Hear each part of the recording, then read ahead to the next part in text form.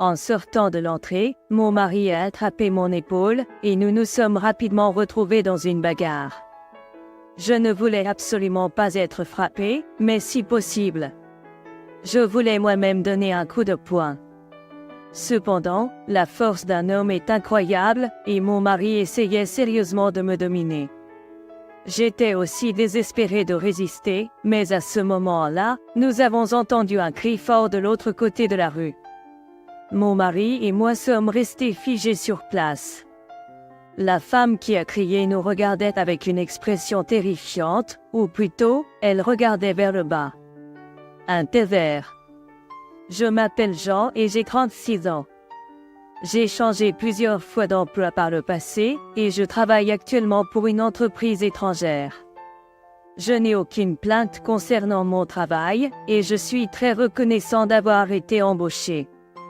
Cependant, concilier le travail et ma vie personnelle est assez difficile. Je réalise maintenant que cela dépend de la personne avec qui je suis. Si mon mari n'était pas marié, ma vie aurait été très différente. Pour être honnête, je n'ai jamais eu de problème en grandissant. J'ai été chassée pour travailler pour l'entreprise pour laquelle je travaille actuellement et je suis très satisfaite à la fois de mon salaire et de mes avantages. Mon plus gros défaut est que je n'ai pas l'œil pour les hommes.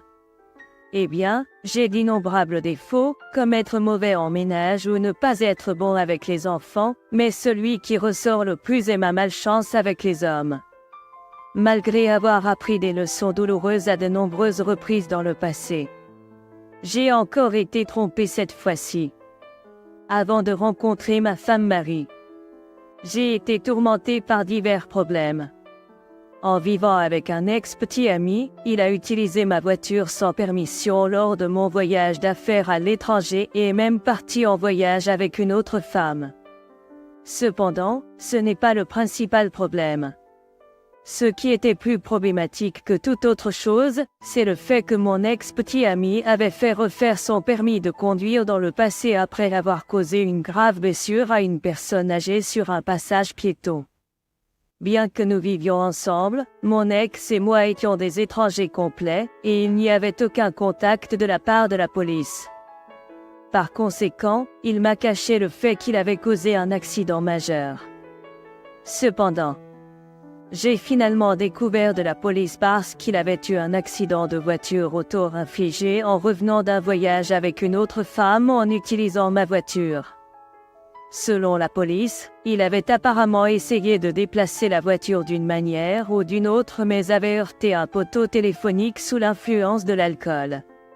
Les passants ont signalé l'incident et lorsque la police est arrivée, il était immédiatement évident qu'il conduisait sous l'influence de l'alcool sans même avoir besoin d'un test. Lorsque l'agent lui a demandé son permis, il n'a pas pu le montrer. La police a vérifié les données et a découvert qu'il conduisait sans permis. Bien sûr, il a été arrêté sur place. J'ai reçu un appel de la police et suis immédiatement rentré de mon voyage d'affaires. Ensuite, j'ai également subi un interrogatoire intense. Si on découvrait que je lui avais prêté la voiture en sachant qu'il conduisait sans permis, cela aurait été un énorme problème. Heureusement, mon ex-petit ami a dit la vérité, donc je n'ai pas été tenu pour responsable, mais j'ai quand même reçu un avertissement de la police. Ses parents ont déposé l'argent pour la voiture endommagée et les frais d'inconvénient, mais pour être honnête, cela ne m'a pas vraiment importé. Cet incident est devenu un traumatisme important pour moi, et j'ai décidé de ne pas avoir de petite amie jusqu'à ce que je rencontre mon mari à mon ancien travail. Mes sentiments amoureux ont commencé à renaître environ 5 ans après cet incident. Ma première impression de mon mari était bonne.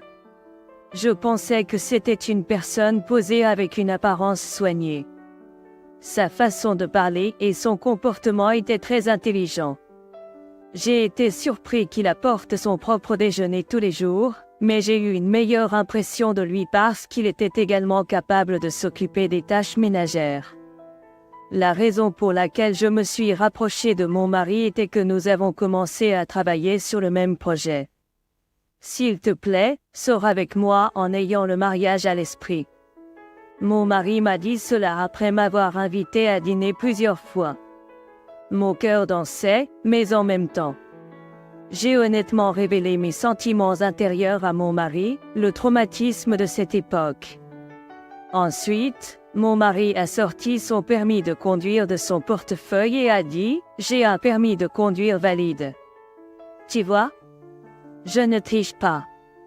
Je ne suis pas habituellement du genre à dire ce genre de choses, mais si cela te fait te sentir à l'aise, je le dirai autant que tu veux. Ces paroles franches ont touché mon cœur. Peut-être pourrais-je avoir une vie paisible avec cette personne. Cependant, je rencontre toujours un problème. Merci, mais si nous sortons ensemble et que la conversation mène au mariage, veux-tu que je sois femme au foyer? Que veux-tu dire? Je veux continuer à travailler même après le mariage. Aussi, je ne suis pas douée pour le ménage, donc actuellement, je fais appel à un service de nettoyage 3 fois par semaine. Si tu veux quelqu'un pour s'occuper de ta maison, je ne pense pas être la bonne personne. Tout le monde a quelque chose qu'il ne sait pas faire, n'est-ce pas? Je pense que nous pouvons compenser nos faiblesses si nous travaillons ensemble. Pensant que c'était une réponse très intelligente, j'ai accepté les paroles de mon mari sans aucun doute, et nous nous sommes mariés après 6 mois de fréquentation. Cependant, il semble que je n'avais toujours pas le coup de choisir les hommes. Mon mari a complètement changé après notre mariage. Tu es encore ventricave, hein?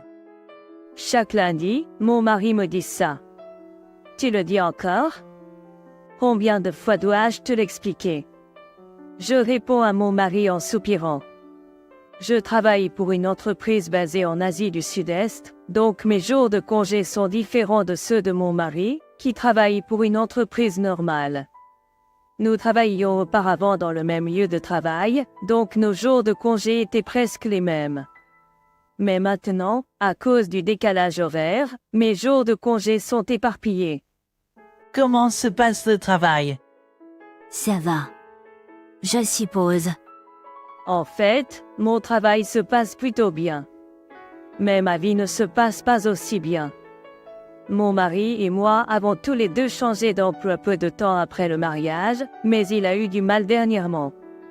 J'ai commencé à faire le ménage que je ne sais pas faire, essayant de le soutenir. Je pensais que cela l'aiderait à se concentrer sur son travail, mais maintenant il critique même ma cuisine. Encore du pain de viande? C'est le seul plat dont je suis fière de bien faire. Eh bien, tu étais doué dans ton travail, mais quelle honte! Ces paroles m'ont rendu en colère, mais j'ai retenu et attendu que son travail s'améliore. Cependant, il a quitté son entreprise sans me le dire après seulement 2 mois. Maintenant, il travaille à temps partiel dans un café, gagnant environ $1000 par mois pour ne travailler que quelques heures par jour, 3 jours par semaine. Jusqu'à présent, nous avons partagé à parts égales les dépenses du ménage, mais avec ses revenus actuels, il n'est plus possible de les partager de manière équitable. Nous pouvons tenir un moment avec nos économies, compte tenu de nos revenus passés. Il y a déjà des nuages sombres qui planent sur notre relation. Cela s'est produit un jour où je suis rentrée chez moi après un voyage d'affaires de 2 nuits, et mon mari était de très mauvaise humeur. Si ce genre de choses continue, je demande le divorce. Hein? Soudain, la déclaration de divorce de mon mari m'a laissé perplexe et sans voix. Tu es parti en voyage d'affaires et tu n'as même pas préparé mon repas avant de partir? De quoi parles-tu? Parce que préparer le repas du mari est le travail de la femme, n'est-ce pas? On dirait que j'ai encore attiré une personne désespérée dans mon territoire. Je ne comprends pas du tout. Eh bien, demandons le divorce alors. À moitié amusée. J'ai regardé le visage de mon mari et j'ai calmement pensé, si c'est toi qui proposes le divorce, c'est encore plus pratique. D'accord, demandons le divorce. Toi? Es-tu sûr de ça? Ouais, c'est bon. Tes paroles et tes actions sont complètement différentes de celles d'avant notre mariage. Es-tu vraiment d'accord avec un divorce? Oui. Ça me va. Je vais commencer à faire mes bagages. Attends une minute. Et, qu'est-ce qu'il y a maintenant? Tu es persistante. C'est ainsi que tu vas me laisser, n'est-ce pas? Ce type est-il fou ou quelque chose comme ça? C'est lui qui voulait le divorce. J'étais confuse, mais j'ai quand même rassemblé le strict minimum de mes affaires et j'ai essayé de quitter la maison. Ensuite, mon mari m'a poursuivi avec une force incroyable. Tu es un homme, n'est-ce pas? C'est ça, n'est-ce pas? Attends, quoi? Non, il n'y a personne, d'accord? Alors où vas-tu? Tu dois avoir un autre homme sur qui tu peux compter à tout moment. Je t'ai dit, il n'y a personne. Même si je dis qu'il y en a ou qu'il n'y en a pas, tu vas continuer à douter de moi, n'est-ce pas? J'en ai marre de te supporter. Je n'arrive pas à croire que j'ai fini par épouser un homme aussi mesquin. Suis-je vraiment un aimant à homme terrible, ou est-ce qu'il y a une phéromonée que j'aimais qui les attire? Perdu dans mes pensées, mon mari continuait à me presser. Tu te moques de moi, n'est-ce pas? Ne t'emporte pas. Je ne m'emporte pas ou quoi que ce soit. Alors pourquoi est-ce que c'est seulement toi qui as pu changer de travail facilement? Eh bien, je suppose que c'était juste de la chance. J'ai aussi travaillé dur à mon travail. J'ai été chassée par cette entreprise, tu sais. C'était un mensonge. Mon mari n'a pas été chassé par son ancienne entreprise. Il disait ça même avant de rejoindre l'entreprise. Mais je connais la vérité car c'est moi qui ai été chassé. J'ai gardé le silence à ce sujet pour éviter de blesser la fierté de mon mari. Mais même maintenant, mon mari essaie toujours de me faire étalage, sans se rendre compte de ma considération. Maintenant, peu importe combien je pense à l'insignifiance de mon mari. Ce qui importe, c'est que je dois faire face à cette situation devant moi. Quand j'ai poussé un grand soupir vers mon mari, il m'a donné un coup de poing direct. Mais l'instant d'après, il a gémi et s'est accroupi par terre, car il s'était violemment cogné l'articulation de son doigt avec les ferrures métalliques de mon sac que j'ai utilisé pour bloquer son coup de poing. Oh là là, ça a dû faire mal. En plus, tu essayais d'utiliser la violence tout à l'heure, n'est-ce pas? Cela pourrait être une raison suffisante pour le divorce, ne crois-tu pas? Tais-toi. Pour qui te prends-tu pour me dire ce que je dois faire? C'est une façon de penser tellement dépassée. N'as-tu pas oublié que tu es aussi né d'une femme? Alors pourquoi m'as-tu épousé en premier lieu? Tu savais que je n'étais pas fait pour la vie domestique, n'est-ce pas? En fait, je te l'ai clairement dit, n'est-ce pas? C'est un privilège de l'homme de rééduquer de telles femmes. Ag, tu ne comprends vraiment pas, n'est-ce pas? Je n'ai vraiment pas le droit de choisir les hommes.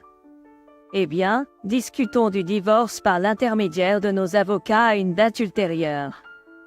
Attends une minute. Ne joue pas avec ça. J'ai ignoré mon mari et j'ai pris mes bagages à l'extérieur, à la porte d'entrée. Il m'a suivi et a attrapé mon épaule. Nous nous sommes rapidement disputés. Je ne voulais pas être frappé, mais je voulais moi-même porter un coup. Cependant, sa force était écrasante. Mon mari était déterminé à me maîtriser, et je luttais désespérément. Puis j'ai entendu un cri de femme. Mon mari et moi sommes restés figés. La femme qui a crié nous regardait avec une expression terrifiante. Ou plutôt, elle regardait vers le bas. Un pervers. J'ai également remarqué que le pantalon de survêtement de mon mari avait glissé jusqu'à ses genoux. Il rougit et me lâcha immédiatement, remontant son pantalon. Tu ne portais encore une fois pas de sous-vêtements? Allez. Tu pensais probablement que c'était correct puisque tu étais à la maison, mais je déteste ce genre de dépravation en toi. Mon mari, qui avait été vu avec la moitié inférieure exposée par un voisin, courut précipitamment à l'intérieur de la maison. Comme prévu, il résista farouchement à mon désir de divorce par la suite. Mais j'avais déjà rempli moi-même la demande de divorce.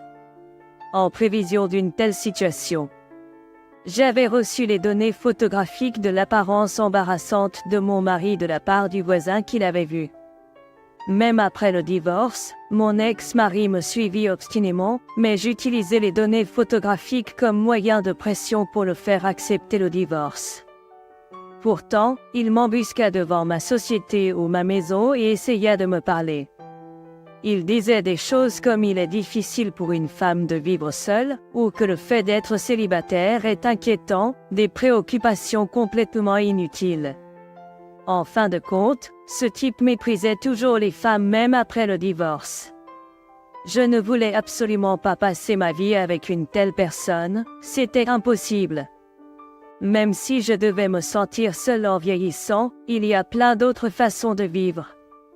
Et où es-tu maintenant? C'était le dernier appel de mon ex-mari. Es-tu en voyage d'affaires? Eh bien, je ne pourrai pas te voir aujourd'hui même si j'attends devant ton entreprise, hein? Chérie, je réfléchissais à ce que je pouvais faire pour recommencer avec toi. C'était de ma faute. Ton pain de viande était délicieux. Tu voulais toujours être loué, n'est-ce pas? Je suis désolée de ne pas avoir remarqué. Désormais, je te louerai et t'encouragerai. Alors, reviens vers moi. Ce type est vraiment fou. J'ai senti ma colonne vertébrale se glacer et j'ai raccroché sans dire un mot. En fait, je ne le reverrai jamais, car je m'étais envolé pour l'Asie du Sud-Est pour travailler au siège. J'ai l'intention de m'installer ici définitivement. Mes parents sont mortaux, et je suis enfant unique, donc je n'ai pas d'attache particulière à un endroit. Eh bien, je pense que je ne me remarierai probablement pas. Pour le moment, je vais me concentrer sur mon travail et mes loisirs. J'espère qu'un merveilleux avenir m'attend.